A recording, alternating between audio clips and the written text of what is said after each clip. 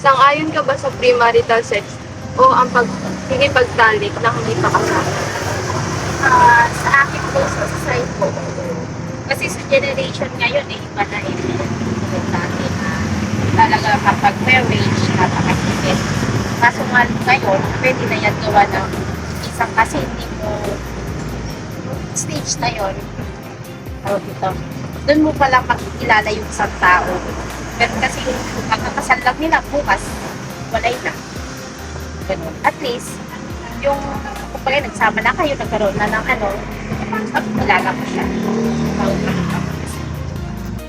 Paano ba nagiging art ang pornografiya at kailan magiging pornografiya ang isang art?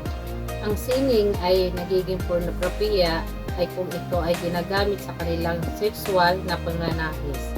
Halimbawa nito ay ang mga magasin na nagpapakita ng kanilang mga katawan o mga palabas sa internet. Nagpapakita ng kahusayan mula sa paglikha ng imahinasyon ng isang artist o pagpipinta, pagguhit o paggawa ng graphics o pagguhit. About po sa sinasabi ninyong interview sa sexual harassment, depende po, ang babae, kung kaya mo magparespeto sa isang lalaki, magpaparespeto pa. Kung ang lalaki din ay kaya kang respetuhin ang isang babae, re-respetuhin mo. Once na itong na babae ang nagpakita ng motibo sa lalaki at yung lalaki ay walang respeto sa mangyayari ang sexual harassment. So, pinagdaanan ko ang teenager age hanggang sa nag-asawa na ko. Kahit sa mag-asawa, pinadanas ang sexual harassment. Kaya di ba may batas tayo ngayon ng gano'n.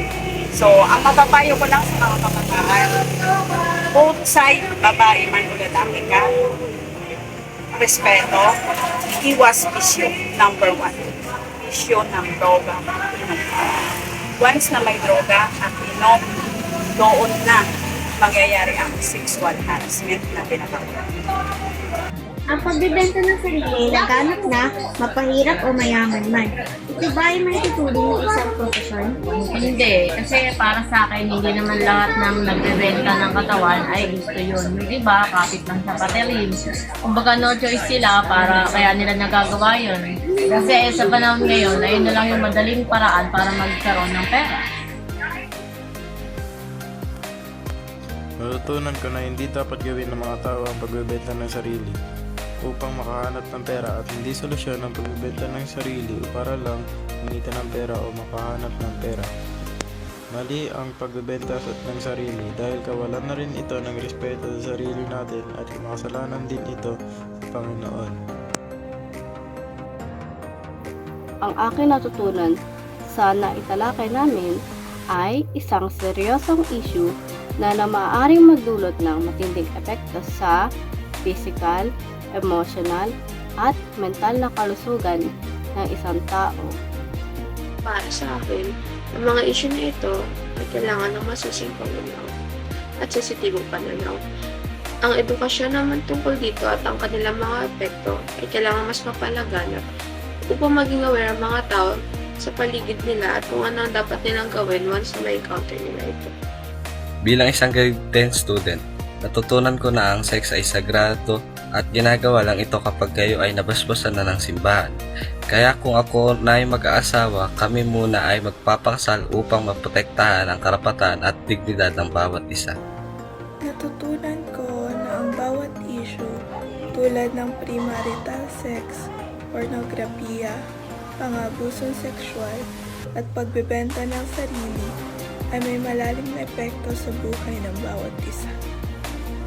Napagtanto ko na may kanya-kanyang pananaw ang bawat tao batay sa kanilang karanasan. Ang tunay na malasakit ay nagsisimula sa pag-unawa, pagrespeto sa desisyon ng iba, pati na rin ang pagkakaroon ng tamang edukasyon upang mapangalagaan ang dignidad ng bawat isa at karapatan ng bawat isa.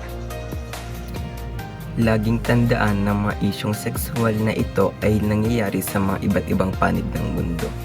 Pumili ng maayos na desisyon na patutunguhin ka sa mabuti at maayos na daan para maiwasan ang mga pangyayari nito at para maibawasan din ang mga kaso ukol dito. Mga natutunan o naintindihan sa aming mga itinanong ay ang aming mga itinanong sa kanila ay maling gawain at hindi dapat gawin ni naman kahit ikaw man ay mahirap o mayaman, babae o lalaki ka man. Ang mga gawain na ito ay isang masama at makasalanan na gawain ng isang tao. Kagaya na lang ng pornografiya dahil ito ay isang kasalanan dahil sa panghusga mo sa kanila at panonood sa kanila. Kasama na rin dito ang prostitution dahil sa itong kasalanan sa iyong sariling katawan.